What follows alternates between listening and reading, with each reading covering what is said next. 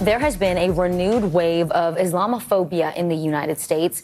A recent report from the Center for the Study of Organized Hate shows a sharp rise in anti-Muslim and anti-Arab posts on X since the start of the war with Iran, some of them coming from Republican lawmakers.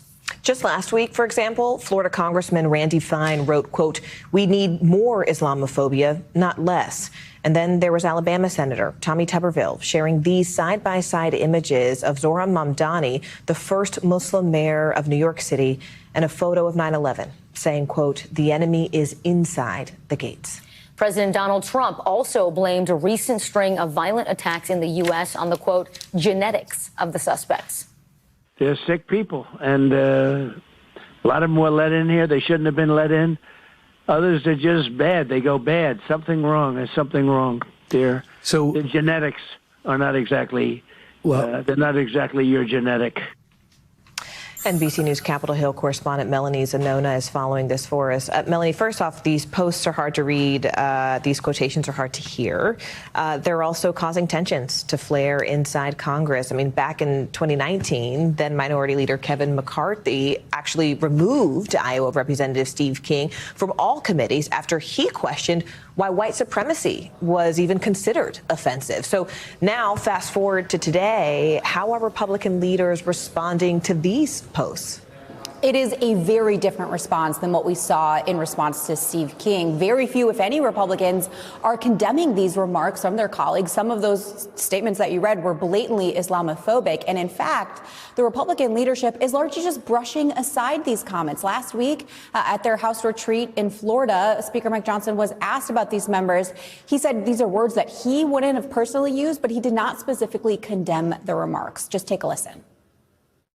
Look, I've spoken to those members and all members, as I always do, about our tone and our message and what we say. There's a lot of energy in the country and a lot of popular sentiment that the demand to impose Sharia law in America is a serious problem. That's what animates this, and that's the the language that people use. It's different language than I would use, but I think that that's a serious issue. And so without the leadership calling for consequences, very unlikely that any rank-and-file Republicans follow suit. Melanie, the difficult part here is that we know words matter. Some Democrats are calling for major repercussions here. What are we hearing from that side of the aisle, and will there actually be any consequences? So Democrats, they are trying to push for accountability. We talked to some of the sources close to the leadership last week. They said they are in discussions right now about potentially putting forward resolutions as soon as this week to try to punish some of those members. That would include one resolution that would censure Republican Andy Ogles, one of those members that you mentioned, as well as remove him from the House Homeland Security Committee. There's also discussions about a censure resolution for Randy Fine, another one of those members. So they might try to force those to the floor. But again, without Republican support, those measures are doomed to fail. So very unlikely that any of those Republican members face any consequences for their actions, guys. All right, Melanie Zanona there from the halls of Capitol Hill. Melanie, thank you. For more context, we want to bring in Abed Ayoub. He is the National Executive Director of the American Arab Anti-Discrimination Committee. Abed, thanks for being here. What is your reaction to hearing and seeing these comments made about Muslims by our country's elected officials? Thank you for having me on and for covering this. Look, of course, the comments it's disappointing. You would think that elected officials would have some sort of sense or some sort of maturity, but they don't. This is also a reflection of the issues the Republican Party is facing internally. Opinions are changing against them. The feel and the sympathies towards Palestine, towards Palestinians, the Arab and Muslim communities actually has very significant growth between 18 and 39-year-old Republican males. So they're losing their base. They're not passing any bills. They're not legislating. So what's left to do is they try to spew hate and bigotry in hopes of riling up the base again. But they're mistaken if they think this is 2010 and what led to the rise of the Tea Party. This is not the same America. These are not the same set of circumstances. So they're desperate. And, these words and these actions are just, desperation on their end to be relevant.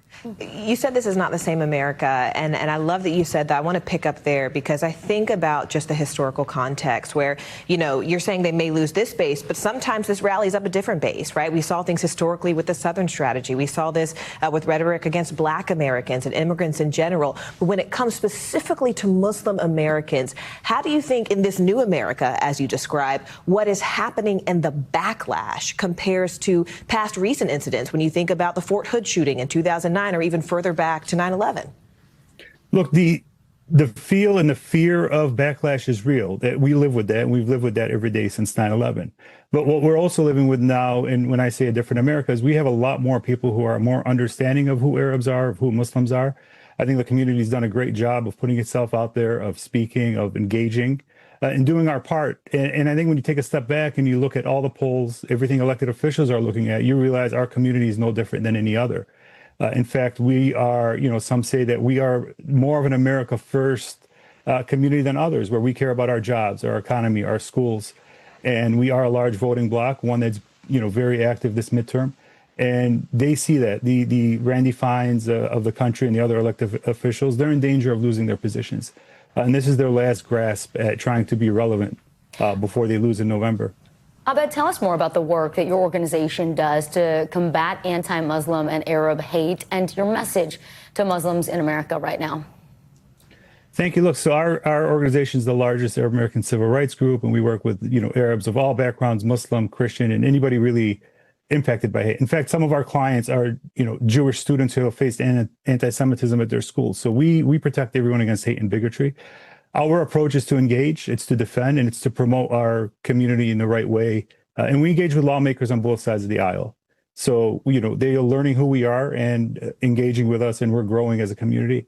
And my message to the Arab community, the Muslim community out there is that, keep doing what you're doing and keep pushing back against the hatred and bigotry, because we are winning. And we're going to see that when these guys lose this November. And also, I think it's important to say, keep bringing these stories to light. Right. So not only our thanks to you, but also to our producer, Marcus, who, is a Muslim Arab American and helped bring some of the data to this conversation. So I think it's really important that not only we talk about this, but we elevate the voice of the people who are actually among us and create safe spaces for them as they're doing their work. And to speak on behalf of your community members. Abed Ayoub, we appreciate your time today. Thank you so much.